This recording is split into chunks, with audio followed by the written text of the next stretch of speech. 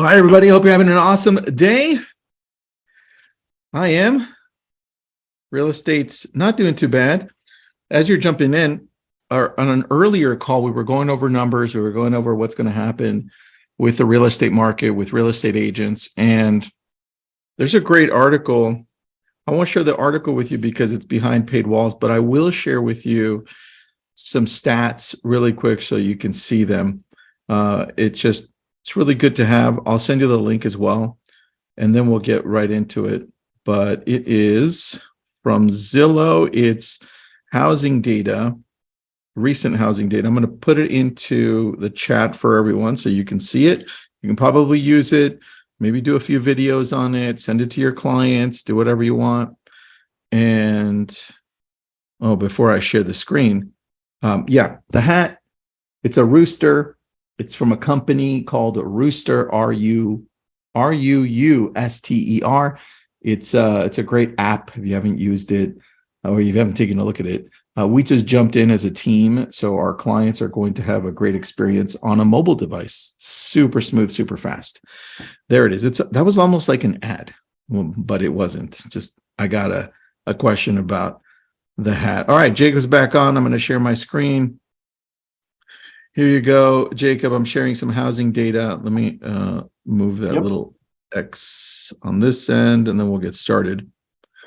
So here's some housing data. You can scroll all the way down. All the details here, like inventory, all this stuff. You can tweak it. You can do whatever you want. You can choose the different areas you want, specific zip code, which we'll do really quick. But first, I want to show you the greater area.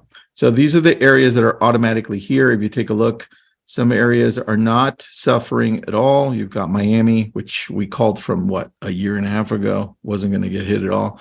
It's not. Virginia and all those. But look, as you scroll down, you see some areas that have been hit a lot harder than most areas. And a lot of these are in California because we're more susceptible to an interest rate change because our prices are so high.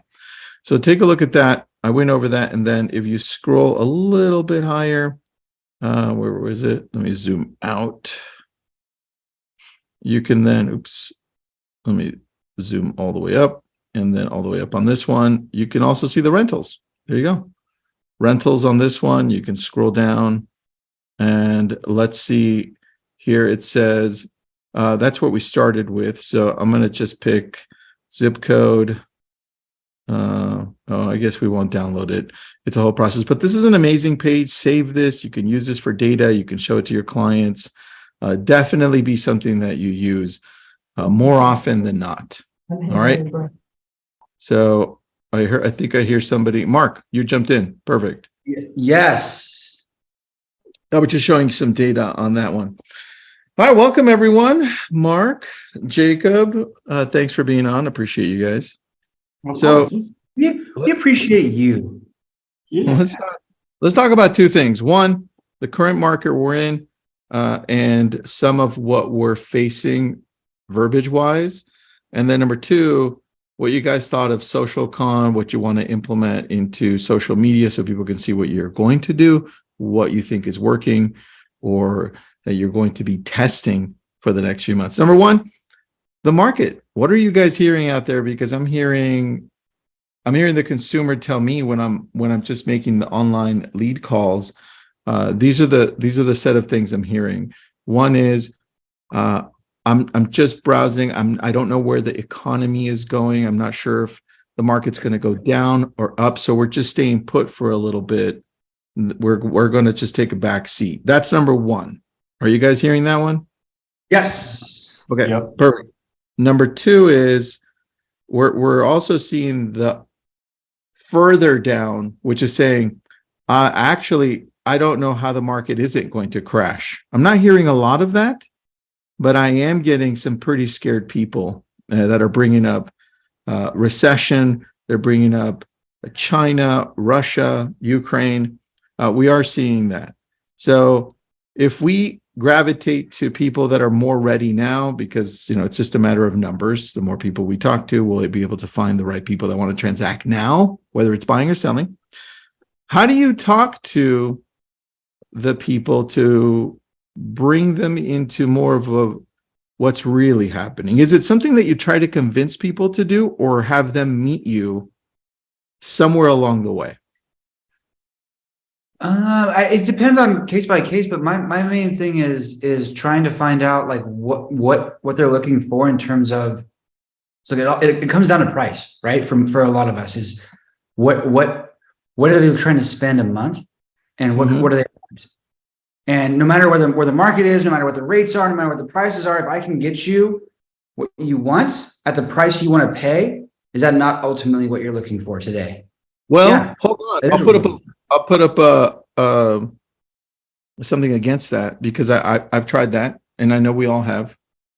But Mark, if you're telling me that and I'm saying, great, let's say I find a great home, you find it, you send it to me, I love it. Why would I buy right now if I'm scared of the banking system going crazy, or if we're heading into a recession, right? I'm not talking about the crazy people that you want to ignore and put into a nurture campaign and retarget for like 3, 5, 6, 7, 10 years. And then they're going to call you and be like, I should have bought 10 years ago. I'm not talking about those. Mhm. I'm talking about the people that are concerned, but they know they would like to buy, but they Mhm. bring that up. What's that conversation look like? Sure.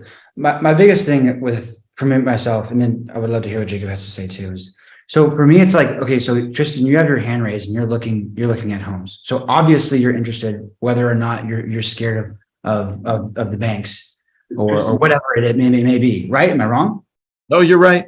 Okay, great. So what are you exactly scared about? The banks failing? You're scared about maybe an '08 thing. So my best suggestion from there is to go with data-driven facts. Like what articles are out there today or that just recently came out that might be enlightening. Because at any point in the conversation, if I tell you that no, it's not going to happen, or if I tell you, oh, so and so, blah, blah, blah, blah, blah, you're going to be a little bit skeptical because for one, I'm just a voice in the phone. You just started talking to you.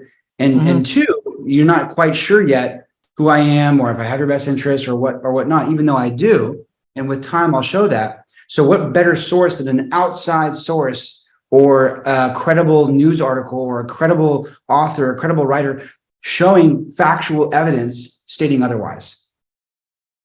Good. I like that. That's very true. That's very similar to what we do. Very good. And Jacob, what about you? I'm reading Hector's comment here that says we need to do a better job of acknowledging their fears, but the bottom line is they are paying rent somewhere, so wouldn't it be better to pay rent on their own property and build wealth through equity building?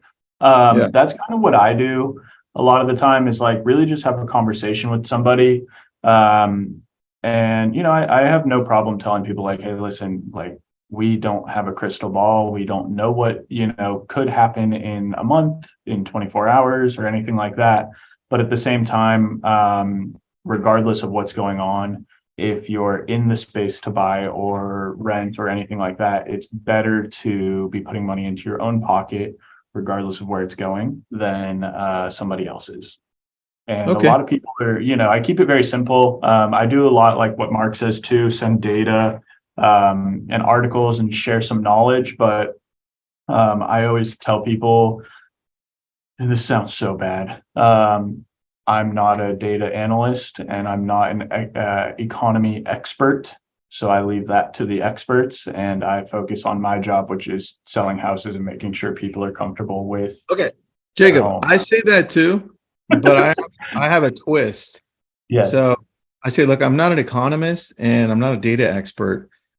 In fact, I don't even know if economists are economists.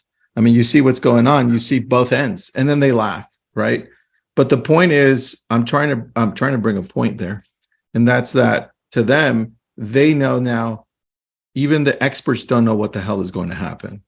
And that leaves it open for me for when I'm done with the conversation.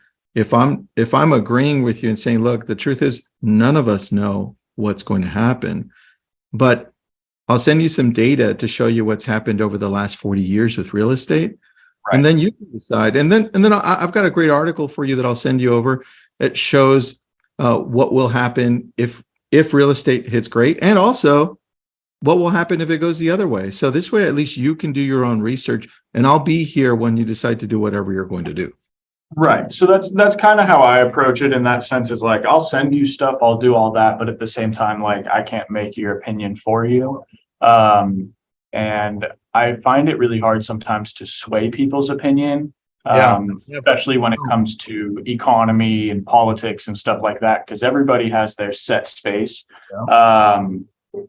But you know, I think Mark, me, Tristan, we all kind of have a similar approach of like, we share as much data as we possibly can. But at the same time, we have that real conversation and saying that like, you know, No, this that's isn't it. what we want. You've got it. You've got it. This morning I texted myself so I wouldn't forget. It was in the morning when I was running. I texted myself. I said, our job isn't trying to convince people to buy or sell real estate. Our job is to have them convince themselves. And a lot of us forget that. A lot of us want to force it. And then we hear things like FSBOs suck, open houses suck, online leads suck, past clients are never ready, buyers are liars, sellers waste our time and they're not realistic. It's like at that point, you're just taking on anybody that you thought wanted to buy or sell instead of really looking at who is in the need of our services. And it makes a big difference at that point. Totally. So here, let's see here. Let me share something with you guys because I want to go through this kind of like rapid fire. All right, ready? Okay. My friend Gus, you know Gus, Power ISA. We use Power ISA. What's the toughest objection you're getting right now? This is a great one. Everyone thinks they can FSBO on Facebook Marketplace. Yeah. All right. So do you guys get this often? When I'm talking to people, I don't usually get the FSBO, but our market isn't a lot for FSBOs. So what are you guys seeing? I mean, I've never even looked at a FSBO on Facebook Marketplace, but as far as like Zillow and goes, honestly, in our area, I don't see that many in our area. Yeah, I don't either. How about you, Jacob? I think I've spoken to, in my 5 years of real estate, I think I've spoken to 3 FSBOs and they were not Facebook Marketplace, but I mean, good on you if you're trying to market on Facebook. It's kind of crazy. I haven't seen too much of that. It's mainly expireds and, you know, things like that. Yeah, and look, if you're calling FSBOs or you're finding sellers that are considering doing a FSBO for sale by owner, it's all about nurturing and sending them the right data all across because eventually 1, 2 out of 4 or 5 are going to turn in the long run, especially as it gets harder to sell in some markets. In some markets, it's still easy to sell for sale by owners. Yeah. So just be aware of that. As far as articles, I will share with you. Oh, look, Oscar's on here. Guys, we met Oscar at SocialCon. What's up, Oscar? Yeah. Woodland Hills. Yeah. Nice. We owe him lunch. Doesn't he owe us coffee? Oscar, you owe us coffee. Damn it. Let me go to Google and show you what we do. Google. So I go to real estate. I just type in real estate news. And then I do this every morning because it's part of the process that I do and how I create social media. So if I go to news and I just scroll through and I try to take a look at the latest, you can also get very local by just typing in the city, like Los Angeles real estate news, Ventura County real estate news, and just scroll through and see which one you think identifies with the message that you want to deliver. And that's what we do. That's how we stay relevant with what news articles we're sending over to people. That's how easy it is. Anything you want to add to that, guys? I generally just I check like, you know, Facebook and see what people write, and then I just send that to people. No, I'm just kidding. Any verifiable source, I think, like Tristan saying, Googling the news, but I won't share articles with clients unless it's a, you know, .org or like Wall Street Journal, you know what I mean? Like a really reputable news outlet, because some of them can freak people out pretty quick. I mean, I also like KCM. I mean, they hit the nail. You know, they hit the nail on the head. But you know what I mean? Like it's also relatable too. It's like hot off the press stuff usually. So yeah. Mm-hmm. Mm, really good point on that. There's a section, like I showed you at the very beginning on Zillow, that actually shows you data. And Realtor.com has a really good blog. Let me see if I can pull it up right now. Because if you're not on there, at least just to get their reports. Yeah, here it is. Let me share with my screen with you. So if you go to the Realtor.com section, usually nobody goes past this section, but here, news and insights, that's my favorite spot, because news and insights also gives you other details. Let me close this out right here. You see other things here, news and trends, right? You go to news and trends, you get a lot more information. And there's also a data section on here. When you go to, let me go there. There's a data section on here. I think it's under research. And then you have all of the research articles, like literally reports, and you can download the data. And this is one of my favorite places to go to when I'm shooting a YouTube video or I'm sending it to clients. So let me grab that and send it over to you guys. You're going to need that right there. There you go. All right, let's go to another question that comes up because I thought it was a really good one. Let me share now back to my screen. Insurance. Do you guys have insurance rates going up in areas that you're covering? I think like the biggest issue like right now, what I'm seeing is like I'm working on one right now. It's a crazy deal. And if it goes through, we're doing a whole webinar on it. It's been a wild ride. But fire insurance can be a little tricky in some areas, and you have to go to the California Fair Plan, which that is like a whole thing. So I mean, yeah, yes and no, but not like deal killers. I mean, honestly. Okay. Well, we're not in an area either that has tornadoes or flood or water damage. So like Florida has, and I know parts of Texas does as well. So what about, guys, what about this one? This one everyone can relate with, which is price reductions. Yep. How do you talk to a seller about price reductions? Because if it's sitting there for a while and you've done a great job on marketing and you brought in people and it really comes down to the price, what's that conversation sound like? Mm-hmm. I did a whole coaching webinar on this exact topic, actually. All right, so you want everyone to pay for it for them to see it, or you're going to tell us? Yes. No, I'll tell you. So but first you got to swipe your credit card.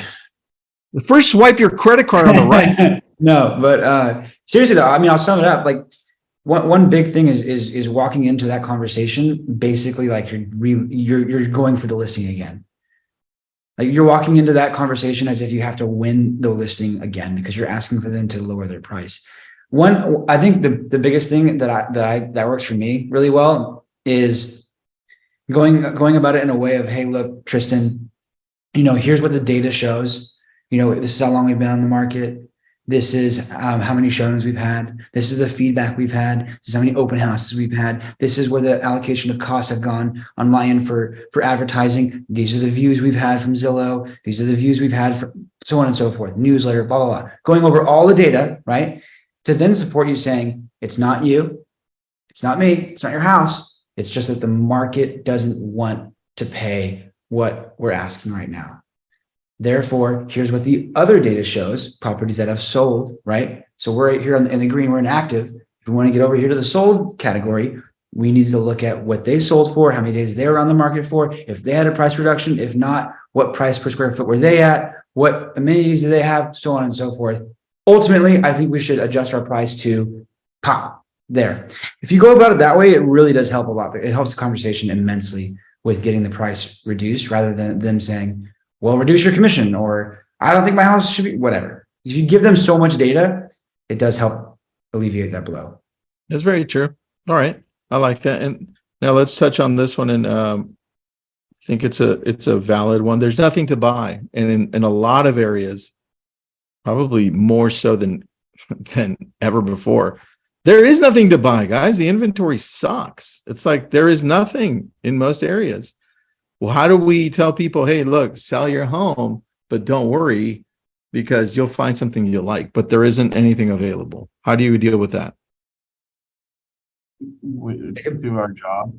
No. I'm not an answer if you guys are stumped, but go ahead.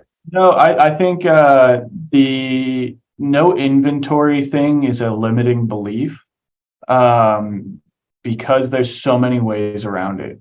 Like there's so many times that, Mark and I just sit here and we're like, hey, there's not much on the market. Let's just rip calls for expireds, or let's circle prospect. Let's go knock on doors. Let's do anything we can to, find our clients' homes. And oftentimes in Mark, back me if I'm wrong, in one day of doing it or 2 days, we'll have 3 or 4 options of people that are not on the market and are willing to part ways with their home. It's either a second home, or they just, are like, hey, I want to get out of here. Whether it fits what our client's looking for or not. So I think the belief that, hey, there is no inventory is like, well, go out and create inventory. It's the oldest part of our profession, right? Like, get out there and go find it.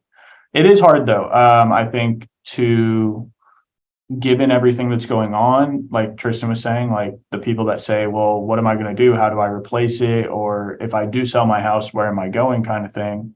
Again, that's one of those things that you just have to kind of dig a bit deeper, I think, personally, and find the homes that people are willing to sell, but they aren't currently listed. I watched a thing, I think I sent it to Tristan this morning, I might not have, of a guy that said he listed a house, where was it? I think in Florida, listed a property for 3.7 million, ended up selling it for like 150,000 over asking, walked to the neighbor's house and said, hey, I just sold your neighbor's house for 150,000 over asking for like 3.4 million, whatever it was.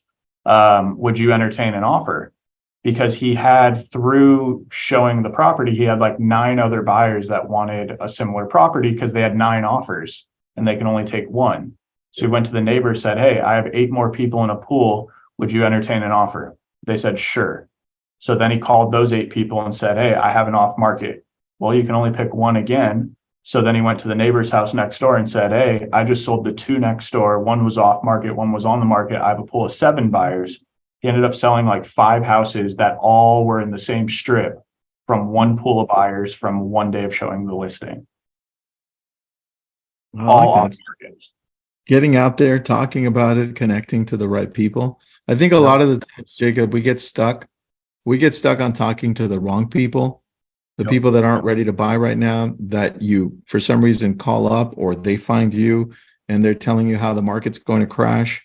And then that sticks to your brain. And then you're like, oh man, everybody's telling me that the market's going to crash. Nobody wants to buy. Nobody wants to sell.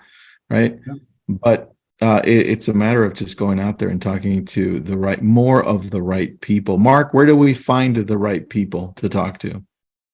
By asking better questions, by prospecting more. Honestly, it's a numbers game. It really is. And I mean, quite frankly, I think it's also kind of how and where you prospect a little bit too. How and where you prospect. Where do you suggest that we should be prospecting to get better quality leads? Sure. I think that also kind of depends a bit on your personality and kind of like what will work for you. But I mean, I can speak for myself. Online leads, Google PPC is fantastic.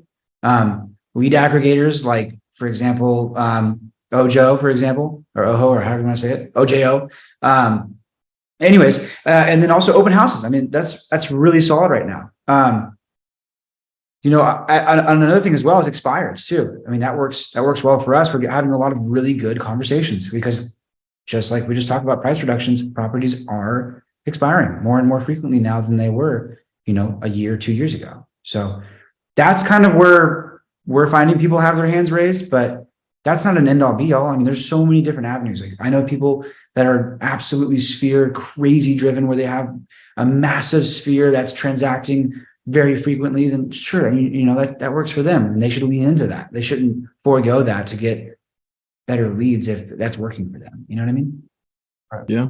All right. Good answer. I like that. I think a lot of the times we just focus in on the wrong things. Jacob, you wanted to say something? Oh no, I was just gonna say I told people this at SocialCon, the ones that we met in person. So great meeting all you guys. But everybody was asking, they thought like we were jokingly talking about pickleball this whole time. And I was telling everybody, like, I use pickleball to network. That's how I prospect. I consider it prospecting. Yeah, it's fun and it's a good time. I get outside, but at the same time, like if you go door knocking, you can only hit X amount of doors in a day.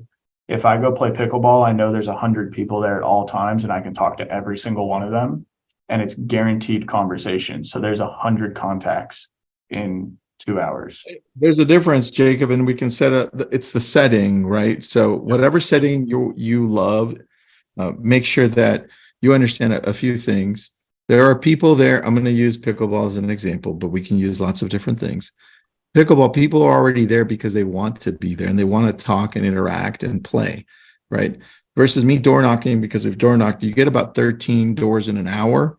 In a regular community, regular size home, 13 doors in an hour that people pick up. So they open up. You talk to 13 people, but none of those people wanted to talk to you.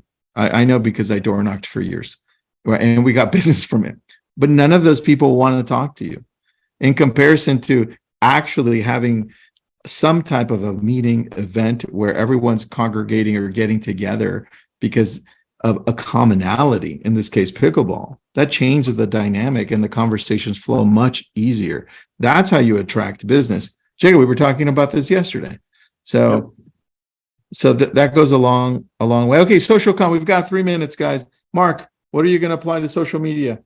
Honestly, like just do it. I mean, it sounds really cheesy and lame, but like seriously, just do it. I feel like so many times over and over again, I get so burnt out and I kind of stop.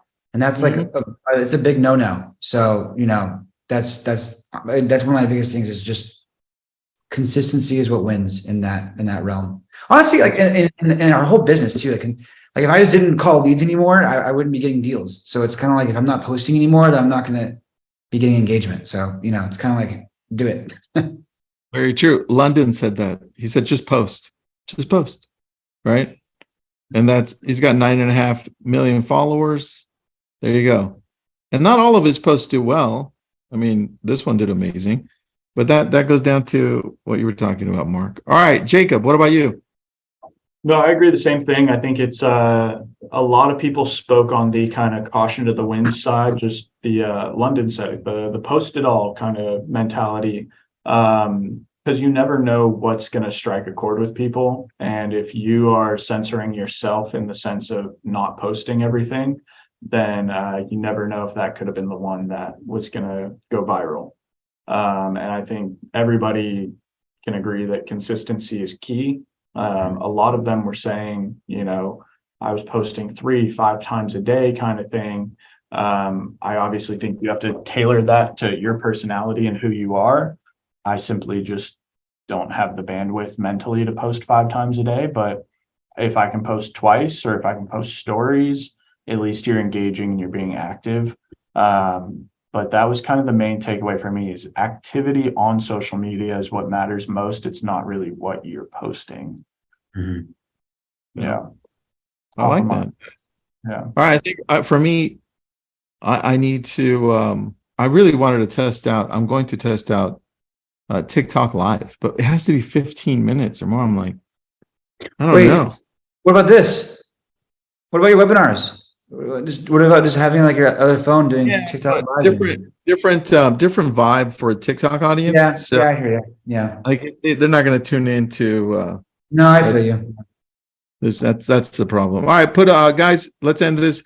Put your Instagram handles on the chat, and this way we can get people to follow you and engage. And listen, everyone, if you have questions, go ahead and ask us on Instagram. We're all on Instagram all day. We don't do real estate. We do Instagram. I'm joking. We do real estate, but it feels like we do Instagram. I love it. All right, Jacob, guys. Mark, thanks so much. Have an awesome day. Later.